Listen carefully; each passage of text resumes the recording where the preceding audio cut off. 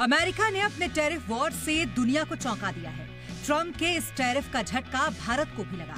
Trump ने भारत पर 27% का टैरिफ लगाया, जिसे उन्होंने काइंड रेसिप्रोकल टैरिफ कहा है। उनका दावा है कि भारत अमेरिकी सामानों पर औसतन 52% तक टैरिफ वसूलता है, जबकि अमेरिका अब तक भारत से आयात पर बहुत कम शुल्क लेता था। इसलिए 9 अप्रैल से भारत से अमेरिका जाने वाले सामानों पर 27% टैरिफ लागू होगा। लेकिन कुछ सेक्टर्स जैसे फार्मास्यूटिकल्स, सेमीकंडक्टर्स और चुनिंदा ऊर्जा उत्पादों को इस टैरिफ से छूट दी गई है। ऑटो इंडस्ट्री की बात अगर करें तो भारत अमेरिका को हर साल करीब 6.79 बिलियन डॉलर के ऑटो पार्ट्स और वाहन निर्यात करता है। लेकिन 27% टैरिफ के बाद इनकी कीमतें बढ़ेंगी, जिससे अमेरिकी बाजार में भारतीय ऑटो कंपनियों की प्रतिस्पर्धा कम हो सकती है।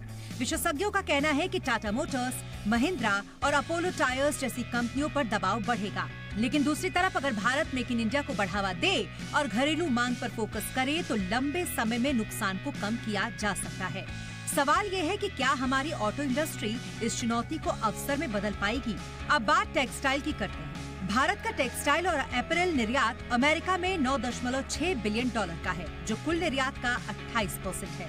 27% टैरिफ से कीमतें बढ़ेंगी और बांग्लादेश और वियतनाम जैसे देशों से प्रतिस्पर्धा का खतरा बढ़ेगा।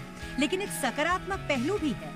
ट्रंप ने वियतनाम पर 46% और थाईलैंड पर 36% टैरिफ लगाया है, जो भारत से कहीं ज्यादा है।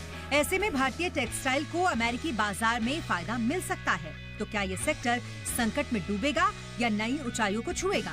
फार्मा सेक्टर के लिए अच्छी खबर है। भारत अमेरिका को 12.72 बिलियन डॉलर की जेनेरिक दवाएं और फार्मा उत्पाद निर्यात करता है और ट्रंप ने इस सेक्टर को टैरिफ से छूट दी है। इसका मतलब ये हुआ कि जेनेरिक दवाओं पर 27% टैरिफ नहीं लगेगा।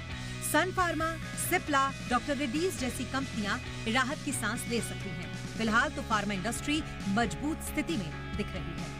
तो क्या भारत को इस टैरिफ से फायदा होगा या नुकसान? इसे लेकर विशेषज्ञों का मानना है कि शॉर्ट टर्म में भारत को 7 से 8 बिलियन डॉलर का नुकसान हो सकता है, खास करके auto, James and jewellery, electronics sector में। लेकिन लंबे समय में अगर भारत नए बाजारों जैसे यूरोप और मध्य पूर्व की ओर रुख करे और घरेलू उत्पादन बढ़ाए तो ये चुनौती अवसर में बदल सकती है। सरकार भी अमेरिका के साथ द्विपक्षीय व्यापार समझौते यानी BTA पर तेजी से काम कर रही है, जो टैरिफ के असर को कम कर सकता है।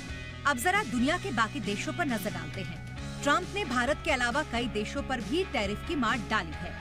चीन पर 34% टैरिफ, जो तकनीक और मैन्युफैक्चरिंग पर बड़ा झटका देगा। वियतनाम पर अमेरिका ने 46% टैरिफ लगाया है, जो सबसे ज्यादा प्रभावित देशों में से एक है। थाईलैंड पर 36% का टैक्स लगाया गया, जिसका असर ऑटो और टेक्सटाइल सेक्टर पर पड़ेगा।